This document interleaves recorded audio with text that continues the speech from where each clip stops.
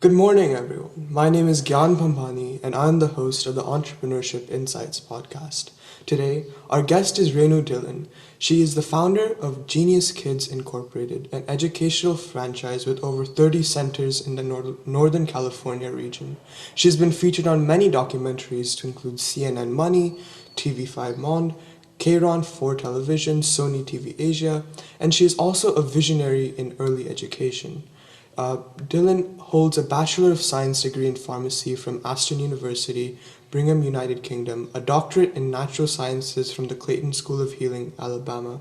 She has been recognized nationally, and globally with several prestigious awards and featured in publications, radio, and television as an expert in early education. Her awards include 50 Outstanding Asian Americans in the United States in 2009, 2011 Most Enterprising Woman Entrepreneur, and Best Preschool Alameda County, as well as Most Likely Place to Find a Silicon Valley Inventor. It's a pleasure having you on the podcast today, Renu. Gyan, it's my pleasure actually. And I do want to add that if after 12 years, my own student can actually invite me, then you know what? I must have done something right. What can I tell you? Yeah. Thank you so much. I'm so proud to be here. I'm so proud. Yes, definitely. So, how did you when did you realize that you wanted to become an entrepreneur and discover this career path to a further extent? You know, Gyan, going back to when I was a kid, a teenager, I always knew that I wanted to do something different. I was always a very different kid. And I was hosting shows and productions and always trying to do something for money, even from the time I was in college. When I went to university, my dad, of course, I lived in Kenya and I went to England to university. So it was very expensive to pay international school fees. So I used to feel very guilty to ask my dad for any additional pocket money. So I did everything from making pizzas, teaching people how to do modeling, grooming, public speaking, even at that time when I was 18. So I think the entrepreneurship has always been in my blood. And when I arrived in this country in 1986, I had the opportunity with my children's father, my first husband, to get into the franchising business. And that's where I got my feet wet. And that's when I realized, you know what? I'm not cut out to receive a paycheck. I need to do things on my own. So I think it's just always been in my blood. Yeah, so I think it started off with a need, like the need to pay for your further education. So what do you enjoy most about being an entrepreneur since you've done it for quite a long time now? What I enjoy the most is probably the freedom to be able to do things the way you want to do it. And you can reap the benefits. Now, you don't always necessarily reap the benefits, but at least when you're making money, you're making it for yourself. And you enjoy putting all the extra hours of work because at the end of it, you're going to reap it. And also the creativity part. I think it's so important. I don't like anyone to step into the ability to create and imagine things, and I don't have to go through all the protocol and the politics of running it through a board of directors or a boss.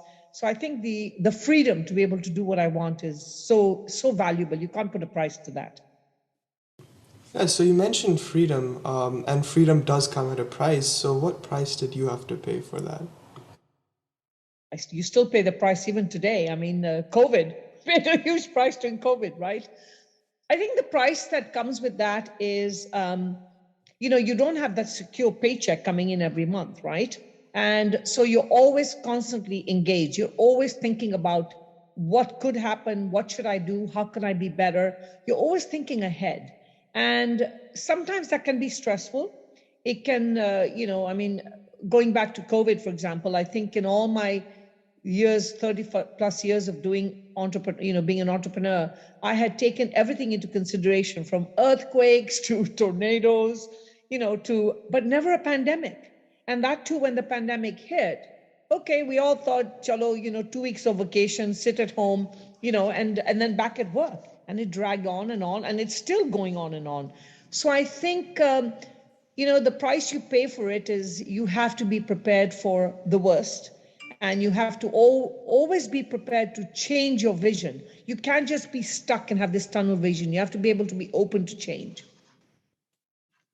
Yeah, so partly a part of being an entrepreneur is being able to be flexible, right? And self-development for you came along with it.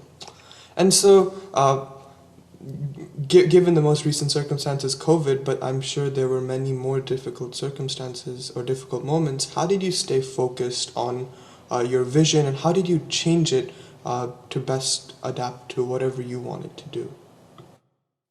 One very important thing when you're an entrepreneur is sometimes you have a vision and an idea, but that idea may not, you have to be open to, as I said, changing it. So when I initially started Genius Kids, it wasn't a preschool.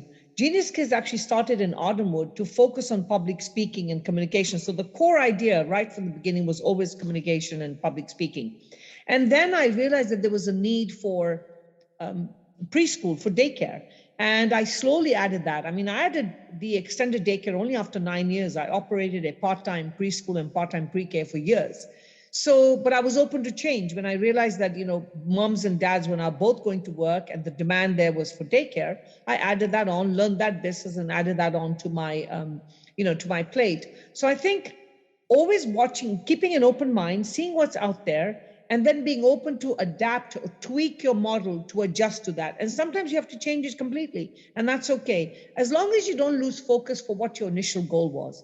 And my initial goal has always been communication, communication, communication. Whatever I do, it has to be related to communication and confidence. And as long as I keep those core values, I'm open to adding other things onto the plate.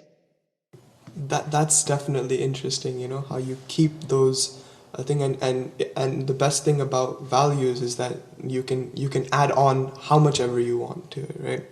And so how have your priorities changed since you decided to discover entrepreneurship and with Genius Kids?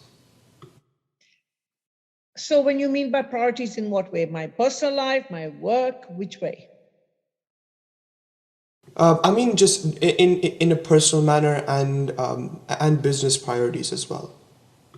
So initially, before I became a franchise, the priority was, of course, getting my centers profitable, successful, while at the same time I had to balance my life as a mom and make sure that my children, my two girls, were also getting the attention they needed. So I I developed. I mean, I added after school component to my program so that my children could be there with me while I was working. So that was a priority, and it balanced out really well.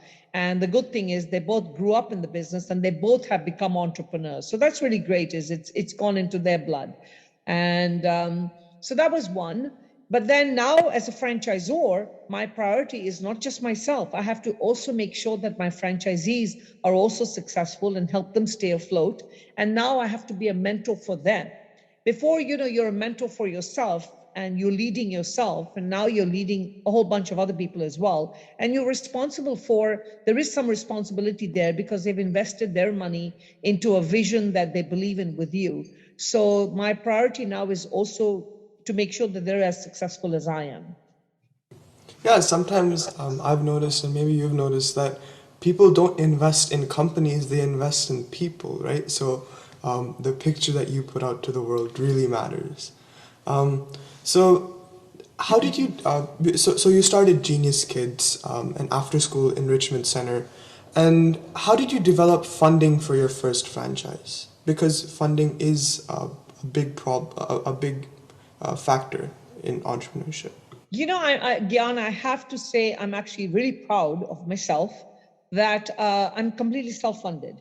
Everything has, I'm old school, and being Indian, I'm sure the Indian blood in you doesn't believe in really taking loans. And I'm not. I'm a small company. I'm woman-owned. A woman-owned minority company. My daughters are part of this. Of course, my husband Gil is also part of the company, but it's primarily women. And I'm just one of these people that I don't like. I'm very conservative in how I do my business. So everything is pretty much self-funded. I mean, of course, now when I purchase properties to run my businesses, and I take loans for that, but other than that, everything is pretty much self-funded. So even when I decided to make it a franchise, it was all self-funded. I only did it when I knew I was able to do it. I take risk, but I don't take huge risks. I really believe that at the end of the day, I want to go to sleep and I want to be able to wake up in the morning and still enjoy my life. So I try and reduce as much of the financial stress if I can. And in that way, that's my advice to anyone that's out there. You have to take some risk when you make a change or when you leave a job. You do have to invest, but in business, your success is directly proportional to what you put in. It's just like your body. Your body is what you eat. What you put in is exactly the outcome outside. So same thing with the business. What you put in is what you're going to get. So it's all self-funded even till today. Yeah, so it's all about taking calculated risks. Yes. And so since you started in 2001, you have over 30 franchises in Northern California alone. How did you Pennsylvania. scale? We just went to Pennsylvania now. Oh, yeah, Pennsylvania. Like, see, scaling just happened, right? So how did you keep up with the demand, and how did you scale to be on such a large level? I would actually say I'm still a small company because for me, Gyan, it's more about quality than quantity. I've never been a numbers person. I'm never into, I got to have 100 or 200 because, unlike the first franchise I was involved with, which was sandwiches, Subway sandwiches with my first husband, you could scale that very easily because if somebody doesn't like a sandwich, fine, they're done with it and they leave. But when you're dealing with children, you're dealing with the lives of children, and every single thing you do impacts that child. So for me, I'm very selective about who I sell my franchise to. I'm very selective about even going forward. If I find that somebody's not the right fit, then I definitely get involved. Because yes, it's a very profitable business to be in, but at the same time, it's hard work, and it's not food. You can't make a mistake when you're working with children. It's their lives. So I still consider myself a small company. And the reason why I'm small and I take small steps is because I'm very selective about who I choose to be on board with me. And even scaling now to Pennsylvania, I waited till I got the right team before I made a decision to scale. And now we're getting ready to scale. And I also waited until the girls were grown up so that they could help me. I still want to very much keep it as a family business, the nucleus, because in that way, our core values do not get diluted at all. That's such an impactful motive. And so, Ms. Rennu, it's been an honor for me to begin my learning and educational journey with you at Genius Kids when I was 2. And the foundation blocks and the foundation blocks that were laid down have played an important role for me reaching where I am today. So thank you for that again. Well, I'll tell you what, Gyan, for me, when my own student can sit and do my interview after 12 years, and I'm still in touch with so many of my students through social media, they track me down and they find me, then you know what? For me, this is more profitable than anything else. Money has no value to what we are doing right now. And just for sitting here listening to you and you asking me these questions, I'm going back to this little boy that walked to my school and I'm going, really? Today he's interviewing me? Gosh, okay. You know what? I must have done something right. Yes. Well, of course, your parents' genetics really helps, and Yeah. your mom and dad were fantastic supporters. It really helps to have a good backing behind you. I'm sure you know that. So Yeah, we're all about that impact. So you've also written you've launched your own book. It's called The Raising Confident Children, Today's Kids, Tomorrow's Leaders, which has received an international bestseller status in over 26 different categories. So what gave you the inspiration to write, and how did you get that book to such a high status? So going back, I've always been writing since I was a kid. I've always written. I love writing, and even till today, I write blogs, I write stories, but as I was going through this journey with Genius Kids, especially on confidence, I realized that a lot of families don't realize that teaching a child communication and confidence is so important. We especially, and different cultures as well, we start teaching our kids multiplication, when they're 2 years old, or we start teaching them, the different capitals of the world. But that's not what gets us to where we want. That's not what's got you where you are today. It's your communication skills and your confidence. So I had all these tips in my head, and I said, one day I got to do this. And that's probably the only good thing that came out of COVID, is that I had the time to actually sit at home for 2 weeks. And this book I actually wrote in 4 weeks, but sit down in 2 weeks. And since I couldn't go to the office, I thought, all right, you know what? Can't go out. I'm not going to be wearing these silly masks right now. What can I do? And I started writing. And how did I get the book to a scalable level is I always believe in going to an expert. So I hired a publisher, a mentor who would guide me through the process. Her name is Rebecca Hall. She's fantastic. She's local. And thanks to her, taking me through those steps. Now, actually, the Raising Confident Kids is my second book. I was part of an anthology with a group of about 17 women in the first book, which was also a bestseller worldwide. And that was about, empowering women. And so I got my feet wet on that one. And then I decided time to do my own. And I did the second one. So I definitely had a mentor to help me through it. But it was done through COVID. So thank you, COVID, only for those 2 weeks, nothing else. Yeah, well, while some people were discovering TikTok and other social medias, you decided to write your own book, right? And so you mentioned having a mentor. Can you go into a little bit more detail about that and how that really helped you make that book make your dream of a book into a reality? So, Gyan, in anything we do, we're not born knowing everything, right? We learn from experience. And when you have the ability to be able to shadow someone or have someone to guide you, it's worth it. And I'm a strong believer of that. And even in franchising, why do people get into franchising? Because anyone can open a daycare. I mean, you can wake up tomorrow morning and open one in your house if you want. But the question is, how are you going to make it different and special? So I always believe that if I'm going to learn, I'm going to find the best. And so I felt I know how to write a book, but I need somebody to edit it. I need somebody to show me how I'm going to get it on Amazon and how I'm going to make it known to the world. I want to get the message out there, but I'm a writer. I'm an educator. I'm not a publisher. So that's the reason why I approached Rebecca to guide me through the process. So it was great. And I feel that in anything you do, whether it's business, writing a book, anything we do, if you can find somebody that can just even hold your hand for a little bit, it really helps you take those steps ahead, because sometimes it takes more than just courage to take that first step to do something different. And writing a book was very different. So mentorship is very important to me. And even till today, I have mentors in different things that I do, whether it's, empowering women or writing a book or even just going on a holiday. There are people out there who are experts at travel. So it's always important to reach out to people that know more than you and learn from them. Yeah, sometimes it's not about how old you are or No. It's about how much experience, your quality of your time spent here, right? And so you also have your own radio show. And so how did that idea come about, and how did you take that idea and scale it? So going back, I've been doing radio probably since I was 28 years old. I've been hosting, radio shows and even TV shows as a host since I was 28.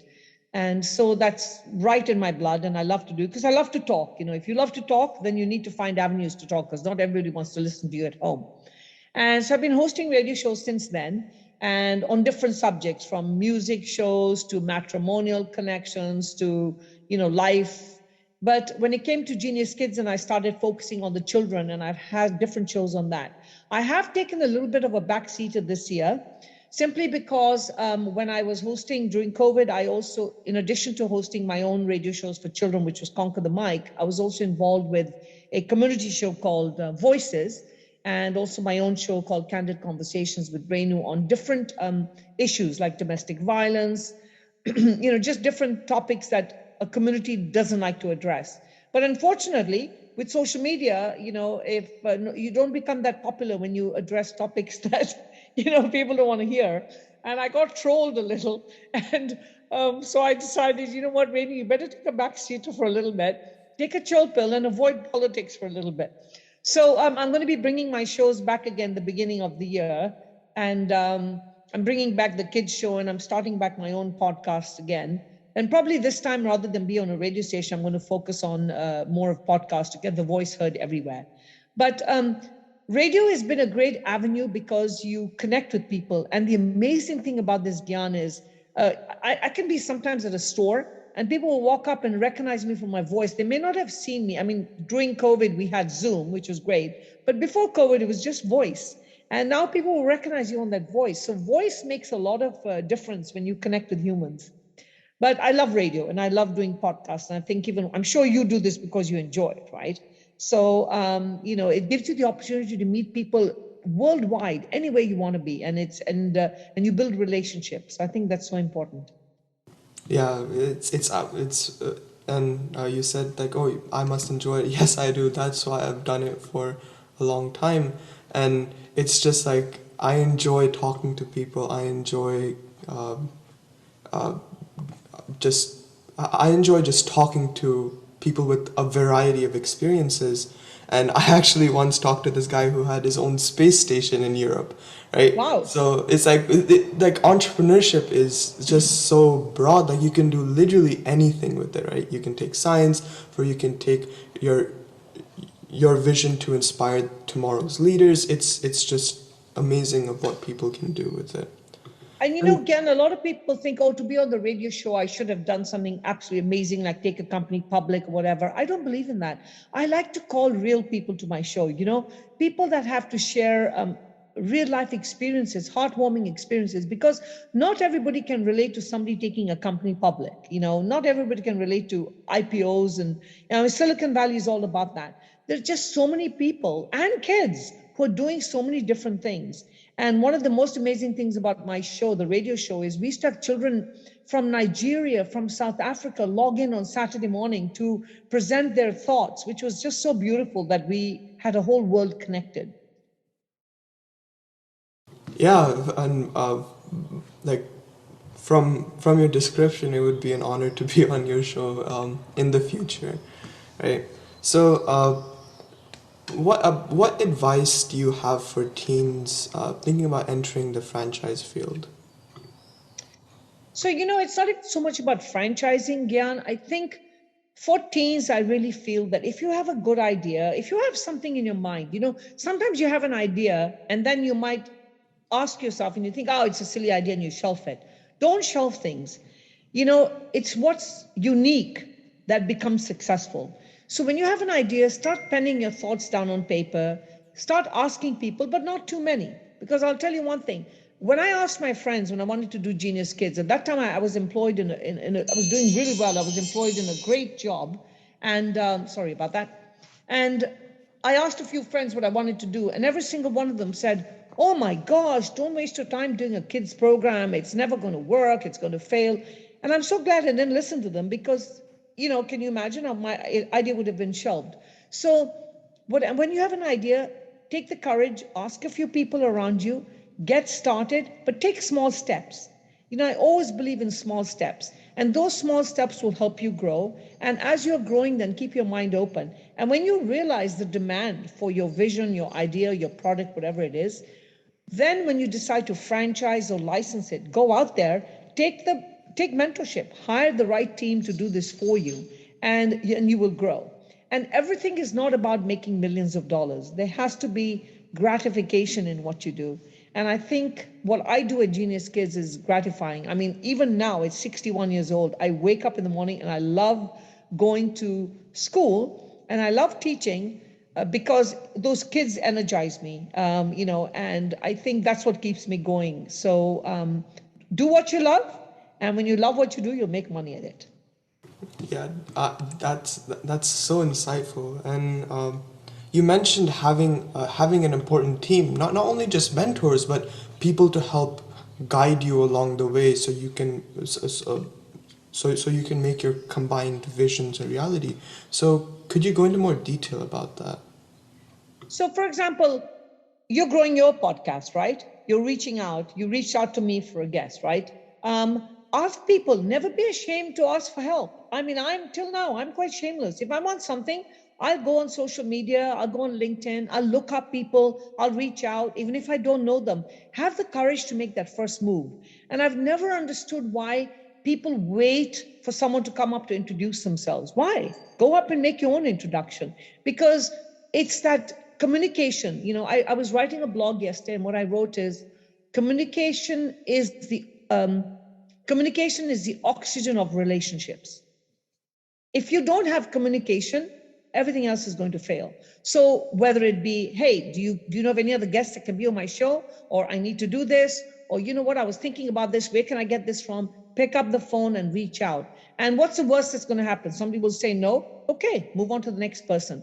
Very important, don't take rejection as negativity. Life is all about rejections. I mean, I get rejected so many times, even now, life has got ups and downs. It's okay. It's part of learning. And life would be pretty boring if you didn't have obstacles, right? So take on each obstacle. And sometimes you got to be able to take that obstacle and understand it's time to call it quits. You also have to be ready to call it quits sometimes and move on to something else. So be at the right place at the right time and take the right opportunities. And never be scared to say, okay, this didn't work out. It's all right. I tried. Because if you never tried, you never know. Yeah, I couldn't agree more. And just being like you said, there is a like you have to take opportunities in moderation, right? You can't keep filling your plate with food when you're so skinny. Like just an analogy. And so, one of my last questions is, what advice do you have for students about using their time, relationships, and opportunities to take advantage of their passions? Time, relationships, and opportunities. So let's talk about time. Time management is very important. Unfortunately, with cell phones, people spend all the time swiping left, right, up, and down, and that's all they do. And we've lost the concept of human connection. I don't care what anyone says, human connection is important. I don't believe in sending text messages. Call, call. Text is okay when you're saying on my way, running 5 minutes late. But when you need something, you call or you reach out. So human connection is critical. And managing your time well. Don't waste your time sitting on your phone all day long or, social media. Number 2 was relationships. Build relationships. Network, network, network. Your networking is your net worth.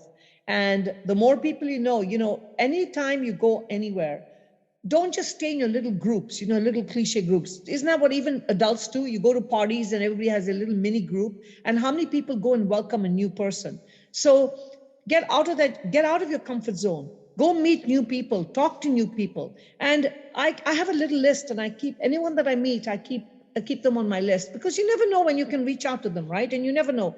They may not be anyone you can do anything with now, but it could be in the future. So very important, especially reach out to your teachers. Your teachers are the best ones to reach out to. They'll always remember you. And never give up on your dreams. Don't have tunnel vision. And sometimes if you have, especially our youth and in our culture, if you have parents that say, this is what I want you to do, this is what I want you to do. At the end of the day, it's your life. Do what you love, and the rest of your journey is going to be such a fun, enjoyable journey. Because when you go to a job that you don't enjoy, it's only going to be a job. But when you love what you do, it's going to become part of you and part of your system. And I think that's so important, whatever it may be. Just love what you do. Oh, and help people. Don't forget compassion and kindness on the journey. Always help people. Make sure that while you're accumulating your vision, your ideas, your wealth, or whatever it is, don't forget those who are not as privileged as you, and be sure to at least do something good every day. Something, at least one simple good thing. That's what I teach my students till today. Just something little and something good. Yeah, it reminds me of what I do. I strive to be a better person than I was yesterday, right? And that can come in many different ways. And so you mentioned just the 3 things for success: time management, networking, and just helping, and just not giving up on your dreams. Right? And you just said something that I would like to add on to, is never compare yourself to anybody. You said you wake up every day and try and be a better person than you were the next day. The only person you should compete with is yourself. That's it. Nobody else. You don't need to compete with chachas, aunties, uncles, and their bachas, and none of that. Put them all aside, right? We come in with our own little genes, and the only person you should be competing against is yourself, and that's it. Yeah, I definitely couldn't agree more. And so, would you like to give any ending remarks? Just something you want our listeners to take away. I think the most important thing I would want listeners to take away is, amidst especially your group, you're still in high school, right? I know college, right? College, high school? No, high school, I'm a junior. High school, okay. This is the time when you're preparing, you're thinking about the future, you're thinking about things ahead. Don't forget to enjoy life. Don't forget to live. The world is not about 100%.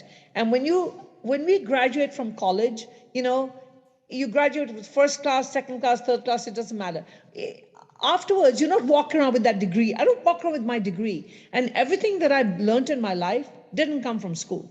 It didn't come from, I did pharmacy. It didn't come from pharmacy. It came from life experiences. So this is the time now, if you can have experiences to work with others, mentor with others, learn from others, volunteer your time, do different experiences, go out and host radio shows, host TV shows, start your own podcast, whatever it may be, experience life so that when you get to my age and you can look back, you can say, you know what? I did make a difference in the lives of others and I did do something different. So don't get strapped in being stereotyped. Become different and be different. And I think that's so important. And that's what Genius Kids is all about. We awaken the inner genius in you because there's a genius in you that's different from the genius in someone else. That I don't even know what to say. Like, it's just like like the people with the biggest degrees or the doctorates or the masters, they say like, oh, I didn't learn anything from that. Like, what I learned was from what I actually did out there, right? And so it's been a pleasure having you on the podcast, Miss Rennu, today, and it was a privilege to get to know, just to gain insight into your entrepreneurial journey, Genius Kids, your radio shows, and your book. And I really couldn't thank you more. So thank you for this opportunity. No, I should be thanking you, Gyan, because today, seriously, I've never been so excited. I've been up since 5 o'clock in the morning, and I have been bragging to everybody that I have my own student who has his own podcast. So let me tell you, the honor is all mine, and I wish you the best of luck. And any support you need from me and anyone, in our whole team at Genius Kids, we're here for you. We're just so proud. And I have to mention, kudos to your mom and dad, Manohar and Hina, and of course, your cute little sister. Thank you for being there, because without parents like yourself at Genius Kids, we wouldn't be who we are today. So thank you so much. Yes, thank you. Thank you. I'll definitely pass on the wishes. And with that, have a wonderful day, you all.